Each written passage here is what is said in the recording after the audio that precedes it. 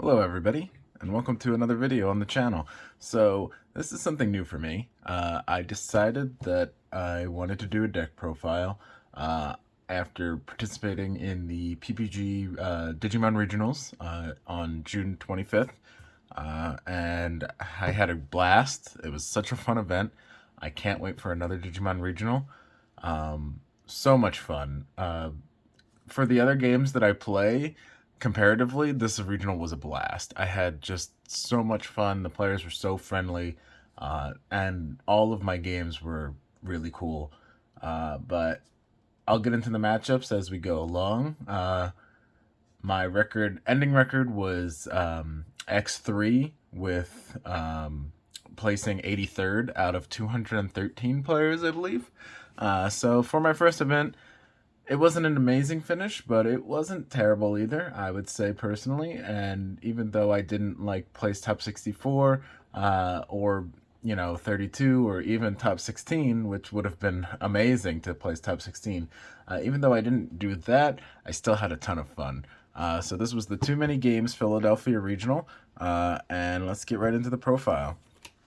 So obviously the eggs, it's the standard 4 Demi-V, 1 Upa, nothing surprising there. I mean, this is pretty much the eggs that you play in Imperialdramon. I don't know if I mentioned that I played Imperialdramon, but that's probably going to be in the title of the video, so you guys will know.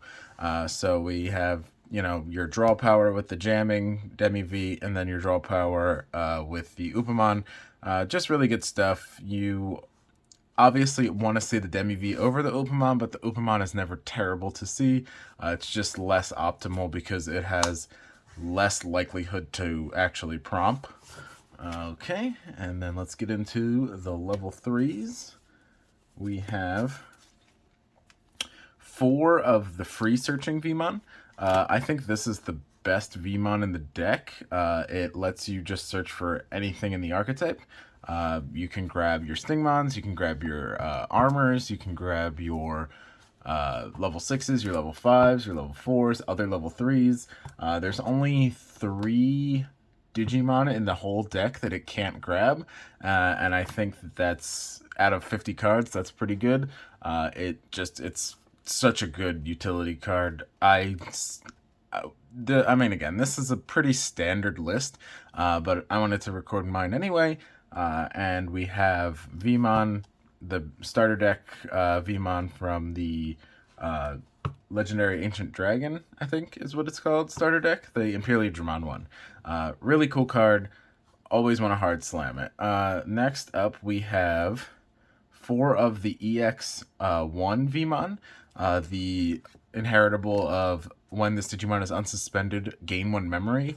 While memory blockers do kind of muck it up from time to time, most times you can bounce their memory blocker when you Jogress, and then you don't have to worry about it. So you're going to be gaining that memory when you swing, and since this deck unsuspends a lot, you usually don't have to worry about that memory gain is key. And something you'll notice when I'm done with the rookies is that I'm not playing certain particular Vmons that other people really like to play. We have 2 of the Dual Color Searcher. While I think this card is strong, I don't like that it bottom decks 4 and can just really whiff in this deck. While you do play a decent amount of dual color cards, it's not like your whole deck is dual color. So you're bottom decking your key level 4s, you're bottom decking your other rookies, you can bottom deck your Davises and your other Tamers, you can bottom deck your Hammer Sparks. It's just, while it can grab like Megadeath and Davis Ken and your level 5s and 6s, it is sometimes it feels bad to whiff with this card. When you whiff with Vmon, it's like, what are the chances? But when you whiff with this Vmon, it's like, wow, 3 cards, I didn't see anything, that's crazy. When you whiff with this card, it's 4 cards, and I took a huge risk on playing it, and it was not paying off at all. So I think that while this card is good, it is not a 4 of at all, at least in this deck. And in Imperialdramon, I don't think it's 4 of at all. We have a card that I see a lot of people cutting, but I still like it. 2 of the jamming Vmon. I think that early game aggression can still be beneficial for the deck, because this deck has the unique ability to, if you don't see your pieces, you can just pivot to like a Rookie Rush-esque strategy, or at least a level 4 rush. It's not the ideal way to play the deck, but it can do it. So having the ability to have free swings, at least against like not yellow based decks, is beneficial for the deck. I wouldn't max out on it, but I still think this card is very useful. And then these are it for the Vmons. I don't play the Alt Force Structure Deck Vmon, nor do I play the BT2 Vmon. I think that this deck has enough draw power on its own that you don't need to be drawing more cards, especially with all those mandatory draws. I've actually gotten to the point with this deck at times, especially in the grindier games, where I am getting close to decking out, and it's not... I don't want to be drawing unnecessarily, especially since you have so much draw anyway, especially on, like, you have your Upamon, you have your Demi V, you have the Stingmon. I just don't think it's necessary to play those level 4s. Yes, these 3, only one of the Vs has an inheritable, but I don't really think that having an inheritable is that important.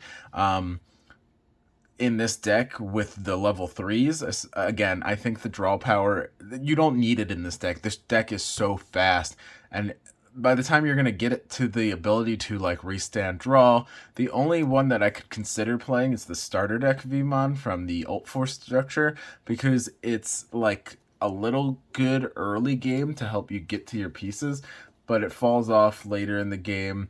I don't know. I'm not nuts about it. I would maybe consider playing one of those, but I don't really have the space for it either, because we're playing 2 Madoki Betamon. Madoki Betamon, I think, is just really good in this format. I mean, everyone's playing memory boosters because they want to search for their pieces, and I mean, yesterday, pretty much every game, my opponents were slamming down memory boosters, 1 to 2, and they would go to my turn, and I would just slap down them Madoki Betamon, and they would have to deal with it, or just be stuck with those boosts, and it was always satisfying. And that's it for the level 3s. We are only on, 14? 6, 10, 14? Yeah, we're only on 14 level 3s. I would maybe like to bump that up, but at the same time, it's just the deck is actually pretty tight for space. There are a few like flex cards, particularly Madoki Betamon could be played as something else, but I think it's really useful, especially in the Imperial matchup, because they can't Hammer Spark, they can't gain memory off of... if they're playing this card, they can't gain memory off of it, which, like I said, in the Imperial matchup doesn't matter as much, because you're probably going to be able to bounce the Madoki Betamon. But either way, I think that Madoki is really strong, so it helps a lot with a lot of matchups, especially in this like format where we have a lot of memory boosters. All right, moving on to the level 4s. We have 4 of the EX1X Vmon. It's a jammer. This card is what allows you to minimize on the jamming Vmon, and the fact that it's inheritable just gives jamming to the Imperialdramon and free Digimon that you have. It's just so good. Like, this card is the MVP of the deck. The deck would not function the way that it does without this card. Being able to have those free swings with your Imperialdramon is just so key. And it's the bread and butter of the deck. And then your other main level 4 is your Stingmon. You play 4 and 4 of each, because having these 2 Jagras together into your Pale is the ideal Jagras.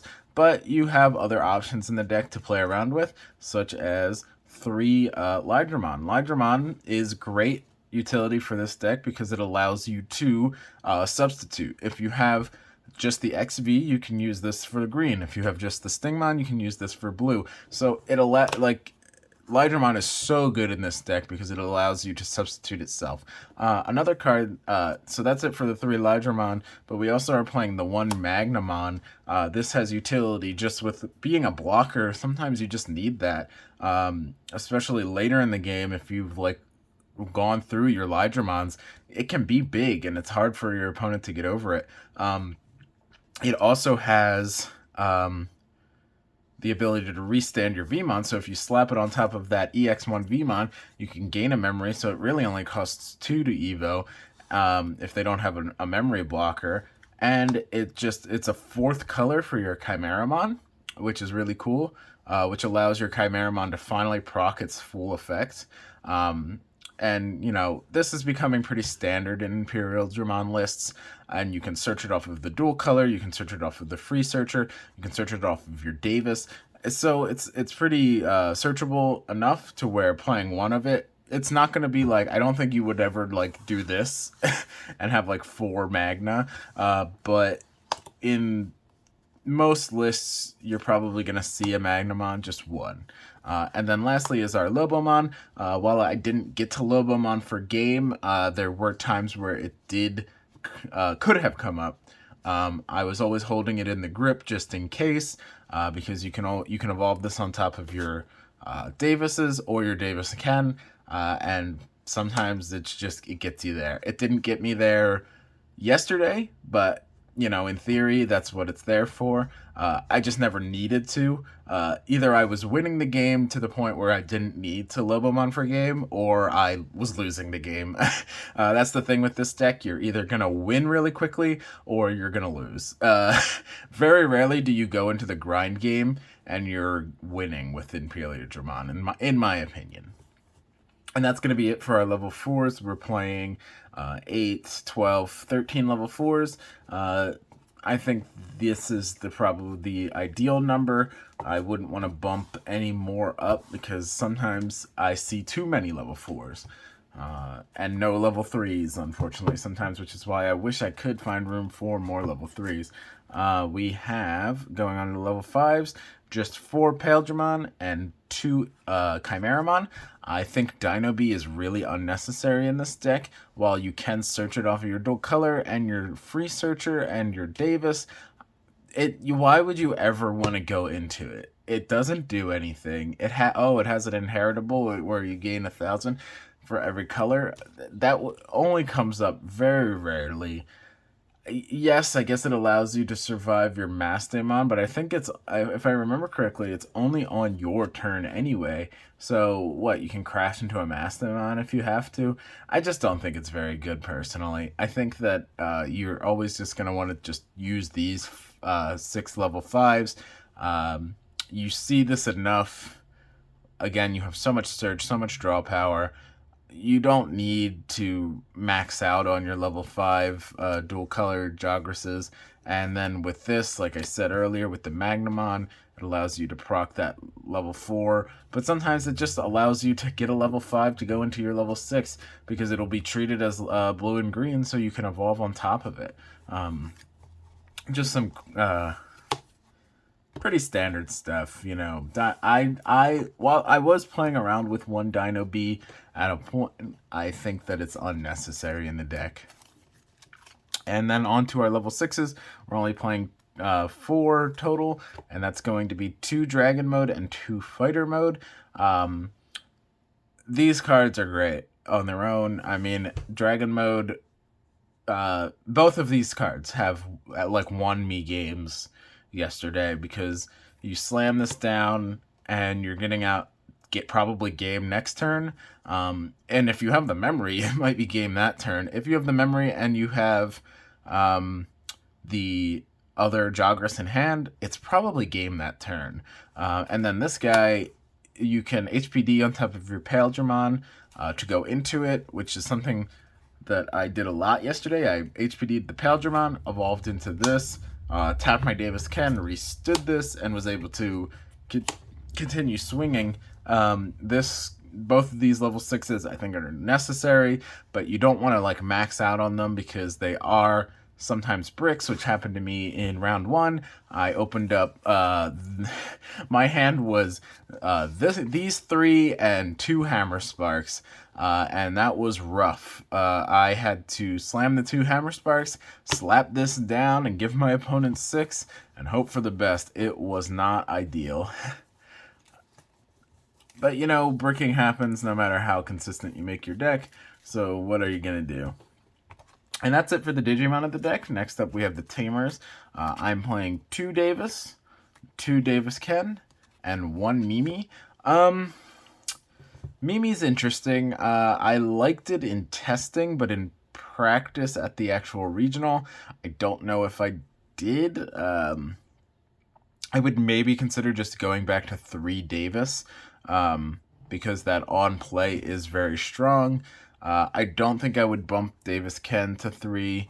I could also potentially just cut this all together and play more utility cards like options or level 3s, but it is not a bad card.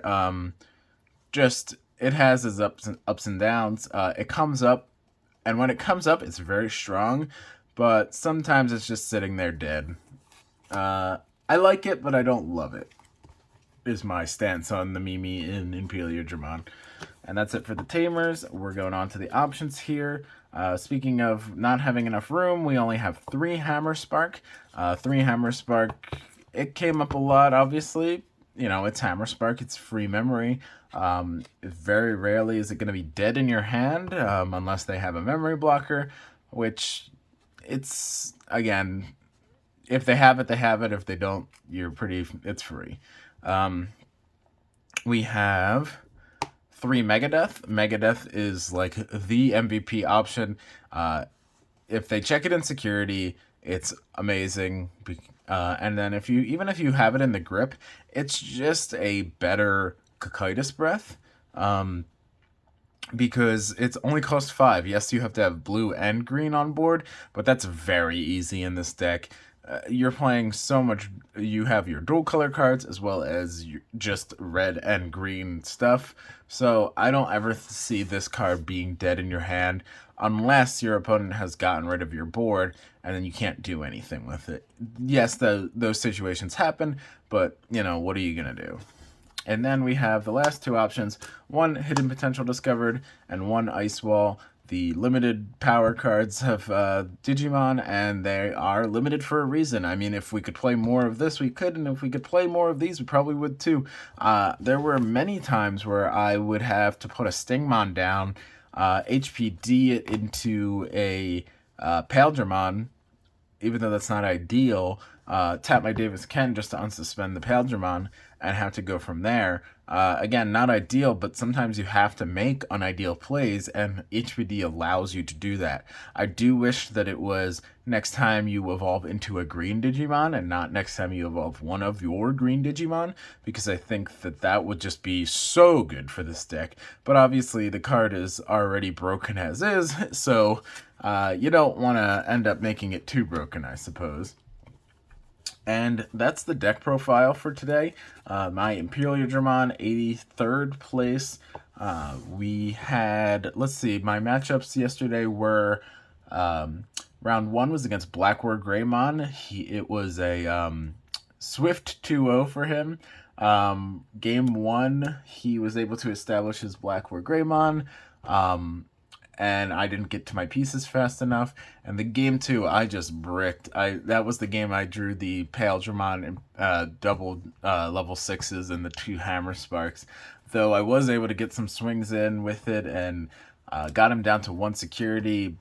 He was able to build his line and establish his Blackward Greymon, and then it was over from there because I could not recover. Round 2, we played against Magnamon, which we went game 1, I got it real quick, but then games 2 and 3, he was able to take me into the grind game, which this deck suffers a lot in the grind game because it wants to win as quickly as possible, and with powerful options like Hell Scythe and just being able to pop my Tamers with the Lucamon, it's rough sometimes. Round 3, we played against the green hybrid deck. that's going around now that's using like the new EX Terriermon support. We got that one 2-1. He quickly green hybrided me to death game 1 with the piercing, swinging with the Rhino Kabuteri evolving into the ancient Kabuterimon, and burning my security and then swinging over with piercing. But games 2 and 3, I was able to just put it on board, and again, this deck is just so quick. Round 3, I played against Blackboard Greymon again, but the first Blackboard Greymon was black-based. This second one was red-based. Super cool opponent. She bricked, though, unfortunately, and ended up having to just hard slam her Greymons in game 1. And then game 2, she just couldn't get up there fast enough. We were just swinging on game 2, or on turn 2, with just our full lines, and then we were made into the fighter mode. It was just over from there. Round 5, so that was a 2-0 round 4, 2-1 round 3. So we were 2-2 going into round 5. Round 5, I played against Armor Rush. Armor Rush ended up being a quick 2-0. He apparently bricked and didn't see a single VMon game 2. And then game 1, I was just like hard rolling him. I was like seeing my Megadeaths. I was seeing my power options. He was hitting into stuff. It was pretty crazy on my part, or like for my luck, I guess, there. But we rolled him game 1, and then game 2, he apparently didn't see any VMons, so we were able to just, slowly whittle him down. So then round 6, there were 7 rounds total. Round 6, we played against Bielstarmon. Bielstarmon was the scariest matchup, I think, for me that day. Ended up round 1, he just completely destroyed me. Like, he was putting down like turn 3 or 4 because I couldn't establish my board fast enough. He was slamming Bielstars for 1. And at that point, I was like, oh, shit. And, like, the Madoki Betamon doesn't really do anything to his deck, and it was just... It was rough. It was really rough out there. But we ended up picking it up game 2 and 3. So we were going in X2 into round 7, feeling real good. Thought I was going to make top 64 at least. And then disaster struck where we played against the mirror. Kind of. My opponent was playing Imperialdramon, but he was playing some spicy techs with like Shikuyamon in there. And he just got there faster. It was scary. He ended up getting it game 1 real fast, and then game 2 I bricked out, very similar to round 1. Just drew level 5s and 6s, and it was just over from there. He was able to establish a line, and I was able to do nothing. So we ended up placing 83rd out of 213 players. Not the best results, but you know what, for my first Digimon Regional, my first real Digimon event, I had a blast and I had a great time, and I think that it was, that's not too bad for your first event. Anyway, thank you guys so much for watching. Maybe we'll do more deck profiles in the future if I end up going to more events, or if you guys liked this. But yeah, you guys take care and see you in the next one.